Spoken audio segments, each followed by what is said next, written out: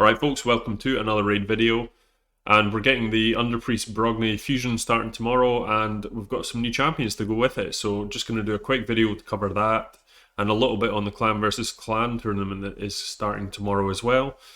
So just a bit of information on both those things. If anyone's on the fence about doing this fusion, this guy on paper looks pretty amazing, so it would be worth going for him if possible. And it's actually a slightly different fusion than normal, rather than the normal thing of leveling up a bunch of rare champions into epics and then up to legendary. We're going to be looking at doing a slightly different format here where they're going to get fragments for the rares, and then the rares will be fragments for the epics, and then you fuse the epics into the legends. So yeah, that's going to be a breath of fresh air, something a little bit different for a change, so should be pretty good.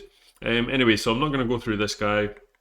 We do have the first void for Shadowkin, which is pretty cool. So we're looking at attacks one enemy in the first one, 50% continuous heal on ally with the lowest HP for one turn, then a 7.5 on allies with 30% HP or less. So similar to like a Duchess, not quite as good, but kind of same idea.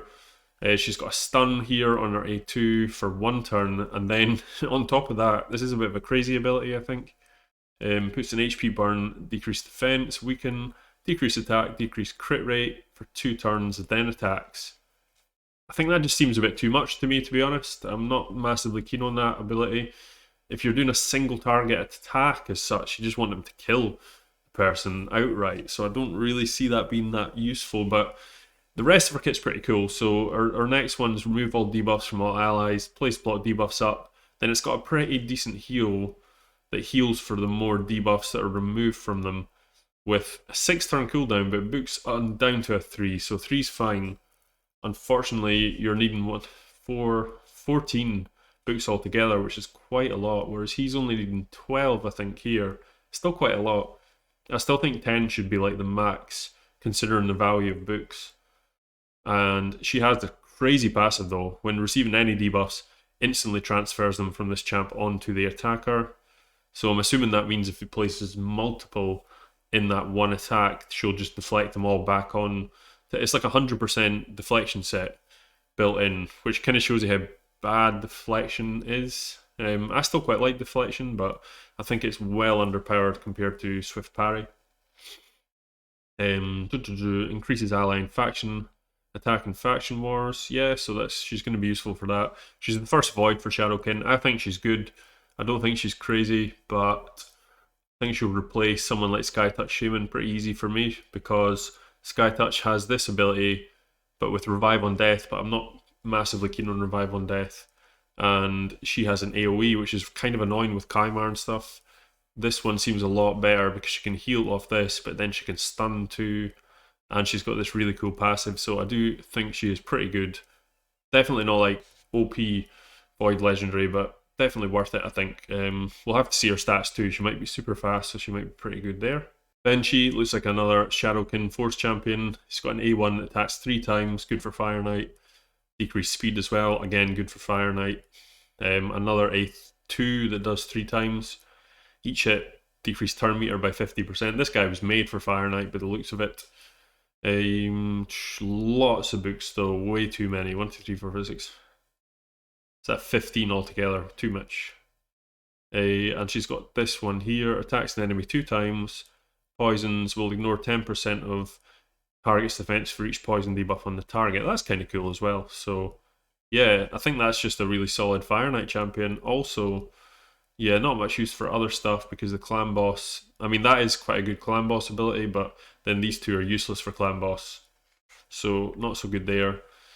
This guy's pretty awesome. He's actually had a bit of rework done to him, but I'll not go into that. That was a content creator chat thing, but he has an A1 that attacks one enemy, 50% chance of the decreased attack. It's pretty standard.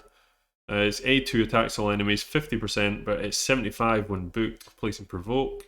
Also places a shield.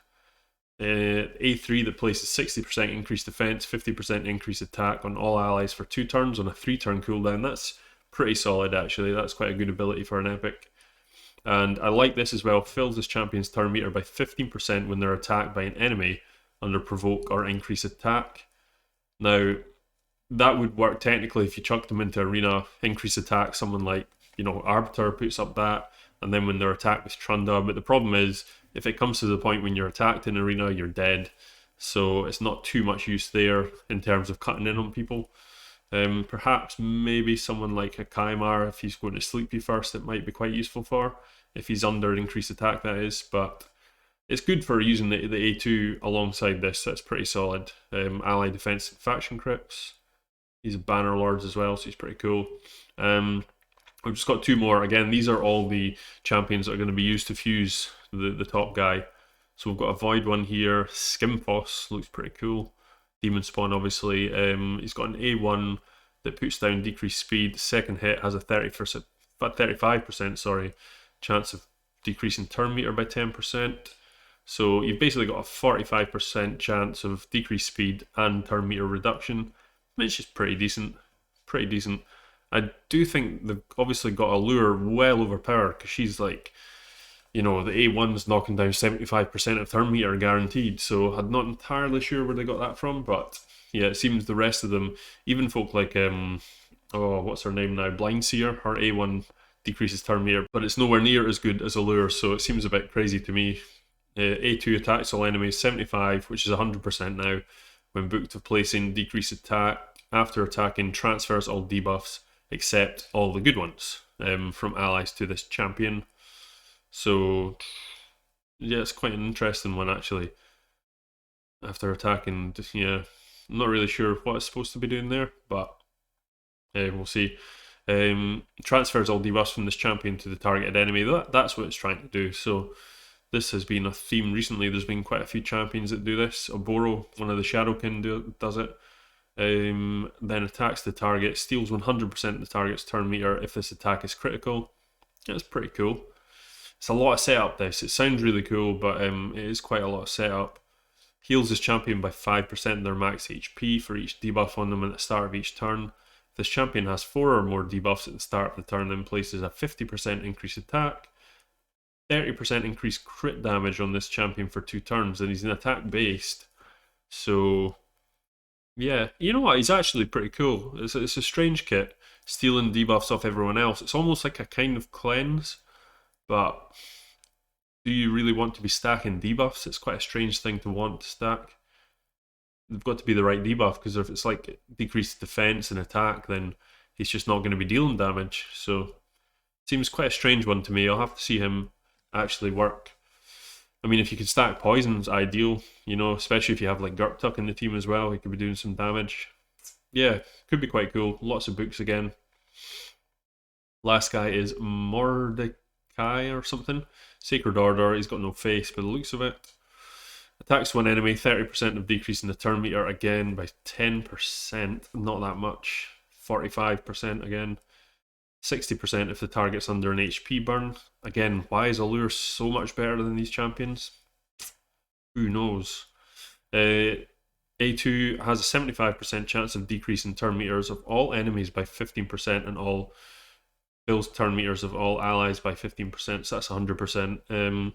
Yeah, it's like a kind of poor man's version of Lysandra, so I suppose that's not too bad. Depends how fast he is. If he's super fast, then he might be quite useful. 75% chance of placing the HP burn debuff on all enemies for 2 turns. Okay, there you go, that's good. Also places increased attack on all allies for 3 turns. I actually quite like this guy now, because if this guy's super fast, it's quite a good way of getting HP burn up for using him like a Torment team for arena, or if you would like to, HP burn the spiders, that's a good choice too. Yeah, and the fact that he puts increased attack up too, which is pretty useful. Yeah, I think it might actually be quite okay. Yeah, I'll have to see. It depends what his base stats are. If he's really, really fast base stats, it might actually be pretty useful. I might end up building him.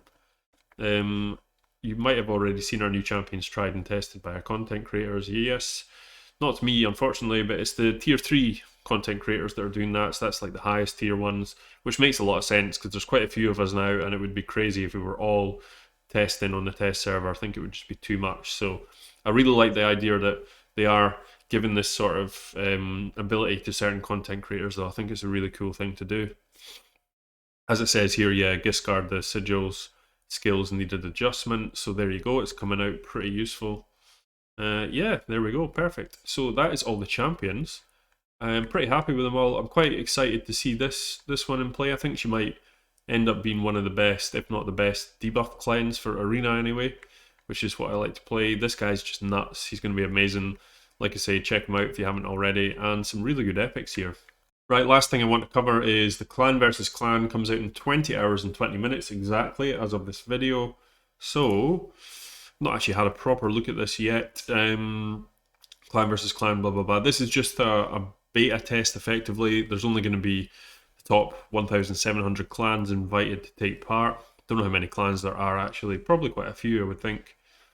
Subsequent tournaments will be open to everyone. So this is the only one that will be like this. After this, everyone, new players and all, should be able to play this. They've also recently changed the clan sort of thing. I haven't properly looked at it yet, but you can easy enough, yeah, you can search for clans a bit easier. You can basically join a clan a lot easier now than it was before. So they're really working on the clans, which is a good thing. So let's have a look. So it looks like one of these kind of milestone things. So that's the middle counter. The more you win, the more your team's going to go this way. But then if you lose a few, it's going to shoot back down this way. So at the moment we're both getting these 2 rewards, but the more you win, you've got a chance of getting these 2 and stopping the enemy clan getting these other 2. So that's the first group of rewards you get from this clan versus clan tournament. So that's cool. That's where the reaction accessories and all that stuff is going to be, which is insanely overpowered, to be honest.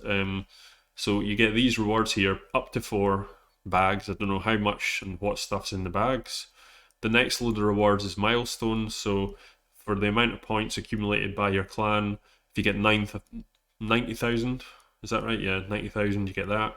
270,000, you get this one. As such, all the way up to here at 5,400,000, you should get 2 pieces of 6-star legendary Savage gear, which is awesome.